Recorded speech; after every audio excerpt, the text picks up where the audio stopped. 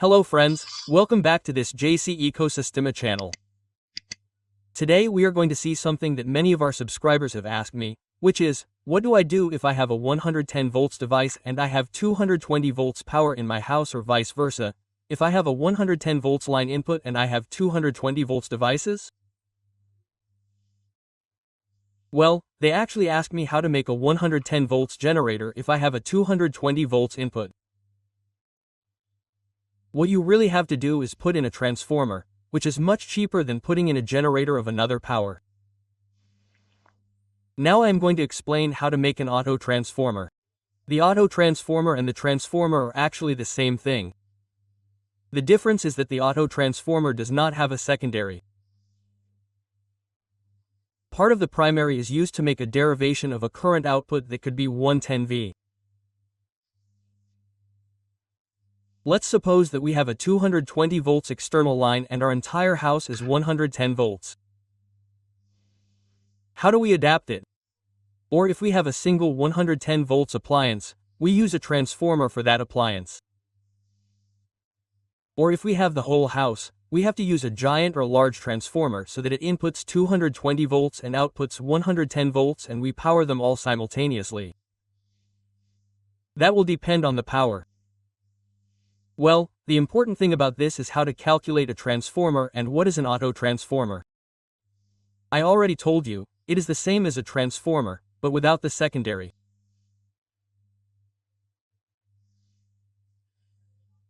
A transformer is actually a giant electromagnet that can be made with this reel that we wind. We put a series of coil turns on it and it will generate a magnetic field.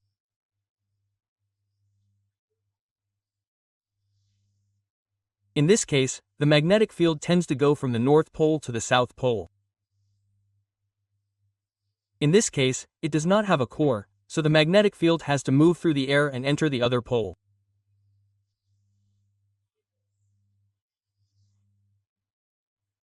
That movement is greatly improved if we use a core that makes this circuit.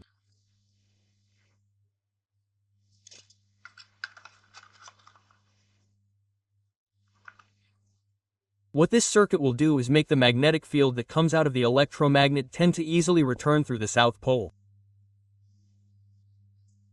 It's like making a path to the magnetic field. The best way is to put a plaster. In this case it's laminated because it prevents the eddy currents that heat the core. But what happens? Putting the core in is no problem, but you have to calculate the coil. Well, actually calculating the coil is quite complex, but I've made a device so that anyone can do it. Now I'm going to explain how it works here on the board in the formula that I've determined so that you can do it very easily. I'm going to explain how the formula is created and why I've simplified it. Here we have a formula that has to do with the number of turns of the primary. The primary is the first thing we're going to calculate.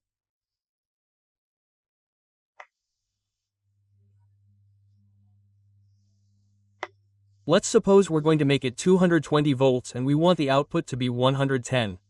To calculate the primary formula, we have to put the voltage, in this case 220, multiplied by 10 to the 8, divided by the frequency by the surface area of the core by 8,000, which is the amount of line force that will circulate through the core, and by a constant 4.4, which comes from the relationship between the sine wave of alternating current.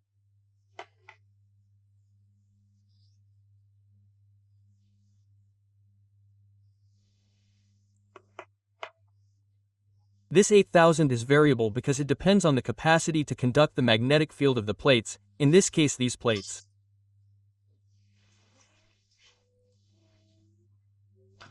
There are different measurements, it can be between 8,000 and 12,000, depending on the quality of the core. Well, all this should not be complicated in life. Now I'm going to do something very simple that some technicians may find too simple, but it works and a transformer can be made with just one division.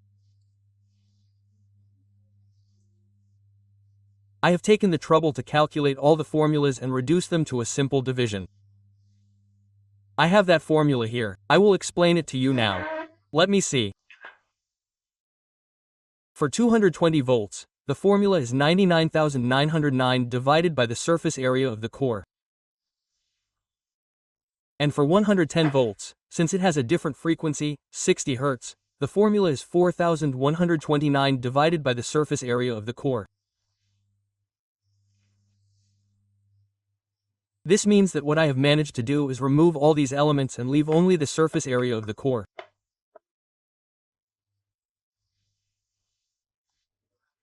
I created a constant, which is this one, 9,909, and I have only left the surface area of the core as an unknown or as data.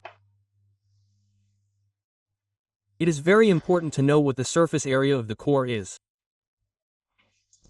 In this case, I have an open transformer here, disassembled. The surface area of the core is this. This length by this width is all the amount of magnetic field that can pass through this core from lines of force. This is actually an E, but it is exactly the same. This surface is divided in two at the ends. Why? Because this is like a water jet. It enters the center and the paint is distributed to each side and then it is closed. And in this case I show it there because it is quite uncomfortable. I will in this case the magnetic field reaches up here and is distributed half to each side and quickly, since it has a good path, which is the part of the core, it circulates in the center. Since the winding is in the center, I have to know how many turns it has. Well, that is done in the following way. It is wound on a reel, which is this one that I already showed you. The reel is placed here, after the coil. The important thing is to know the diameter of the wire and the number of turns it will have. Since the number of turns is a function of the surface area that this has in that formula that I explained to you, where the frequency influences the number of lines of force that are going to pass through this core of the surface, but I have simplified it by doing a single calculation. Now we are going to calculate for this transformer the value that we have determined. We are going to get the surface area of the transformer there. And I'm going to measure it. It's 50. Let's see if you can see it in the picture. Let's see.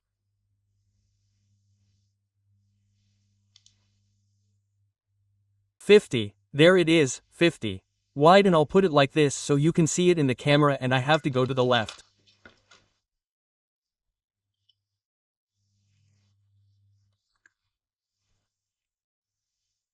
Let's see, I think I had it by 80. Let's see, I'm going to put it at 80 by 80. No, it's less. There it is. Now I'm going to look at 60 and 5 approximately. 50*65. Let's see, I'm going to measure it again.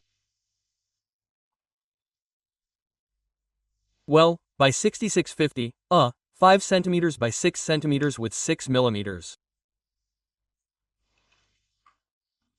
That's the surface area. Since it's a square, the surface area is side by length, a square, no, a rectangle. Side by side, length by width. Well, now we're going to calculate the surfaces of this transformer that we're going to make the autotransformer.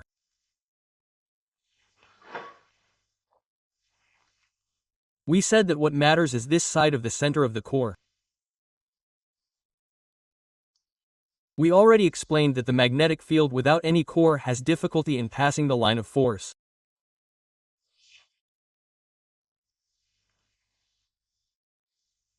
What we are doing is adding an iron so that the line of force travels smoothly through the field that it has produced, so that the magnetic field has the ability to travel through the circuit better than in exposed air.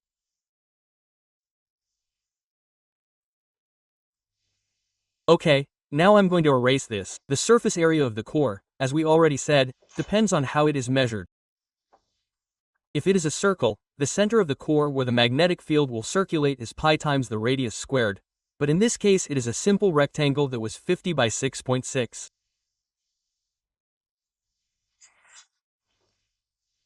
This is done in centimeters, 5 centimeters by 6 centimeters.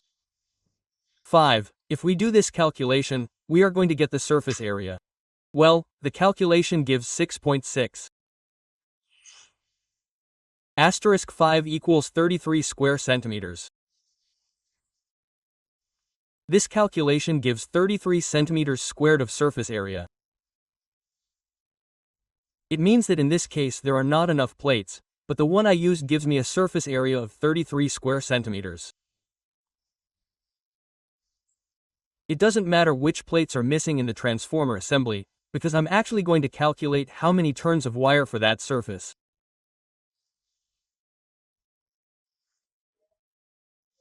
As I said, it's the same thing. For 220 volts it's 9000 by 90 by 33. This division here will give me the number of turns, which is essential, because I want to know how many turns I'm going to need for a 33 centimeters core.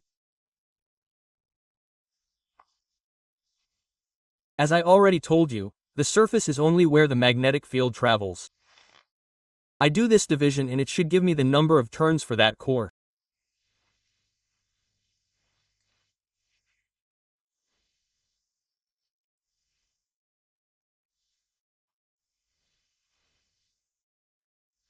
It would be 9, divided by 33 centimeters equals 300 turns equals 300 by 27 equals 300 by 300 turns. 27.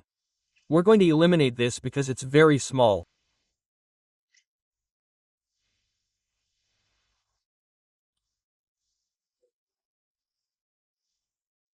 Let's calculate what the number of turns are. Number of turns of the primary. Number of turns of the primary. Calculating in this way, this formula that I simplified to just 99,909 divided by 33 square centimeters gives me 300.27 turns.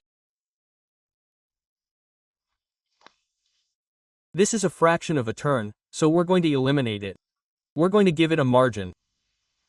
We're going to put 300 turns. 300 turns of wire. That means that if I give 300 turns of wire to the core, to this reel here, it will be enough to generate a magnetic field that will circulate through that core. Okay? At the flux intensity that I calculated, the 8000 per centum squared. Well, then the transformer would be as follows. I'm going to erase here because I can't fit it anywhere. The transformer would be like this. We said that for 220 volts we're going to have 300 turns. So, what are we going to do now? The transformer has an input, a set of turns that are 300, and here we're going to have 220 V. I'm not making the core.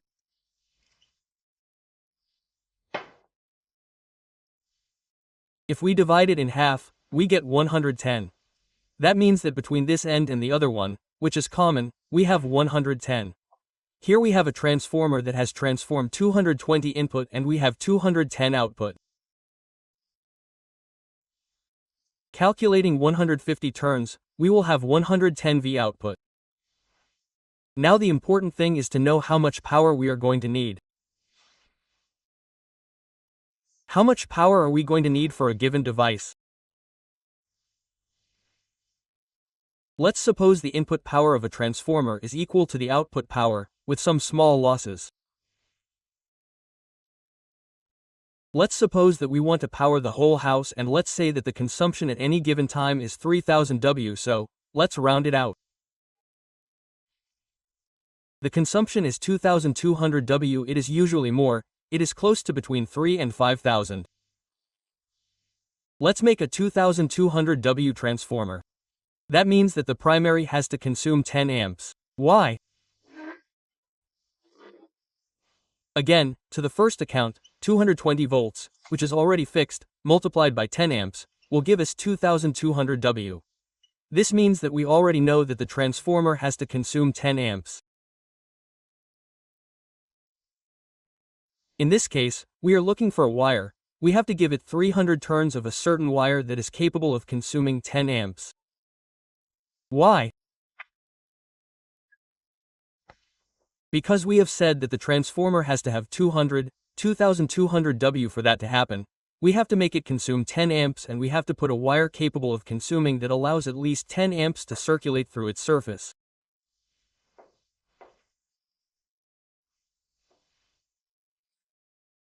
In this way, we will have 2200 W here, and on this side there is undoubtedly another 2200 W. This means that at the output, for that to match, it should have an output of 20 amps. Let's see if I haven't made a mistake. 2200 W input, because it is 10*220, should equal 110 times 20 amps, and that equals 2200. What happened here? The voltage went up and down. The voltage went up, the amperage I need is less. When the voltage goes down, the amperage I need is more. For that reason, the power has to be maintained.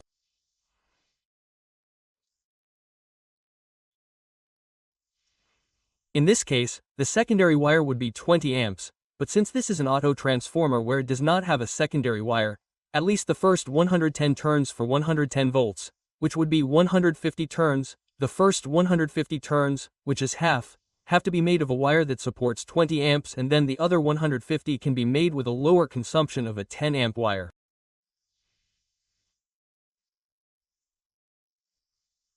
In this case, it has to consume 20 amps down here and 10 amps up top. This is always talking about an autotransformer.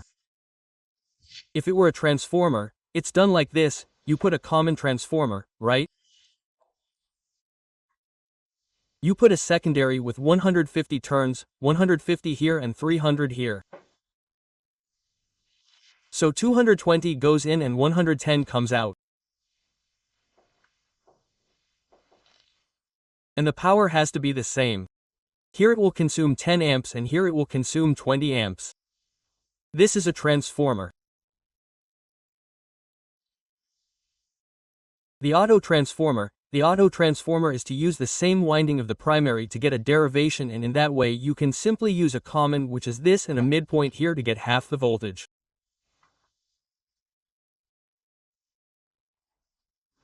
(110). If we put 110 V on this side, we will get 220 on this side. In other words, the autotransformer can be reversible. The power of the equipment must be according to the power of the device. If I want to power a 500 W or 1000 W microwave, I only make a 1000 W transformer. If I want to power, let's say, a 110 W computer, I make a transformer with much less Wi, which is approximately 50 W. If I want to power the entire house, I have to make a transformer as large as the maximum consumption at a given time. Washing clothes in a microwave, everything, add it all up. If we say that at that moment it consumes 5000 W, it will have to be 5000 W. Well, friends, the formula is the same. They use that formula, which is a simple division, which is where I have focused the greatest possibility of manufacturing a transformer for someone who does not know much mathematics. Simply divide that constant that I made by the surface area, and the surface area is obtained from the development of a transformer where the magnetic field circulates. In the circulation of the magnetic field, it is a circuit, but a magnetic circuit that has an output and an input. The magnetic field goes from north to south, or from south to north, but always passing through an environment that, in this case, is very convenient, and because in the air, if it didn't have a core, the whole formula changes, because by not having, those 8000 that I put down there, the number of lines of force that pass through a core is determined.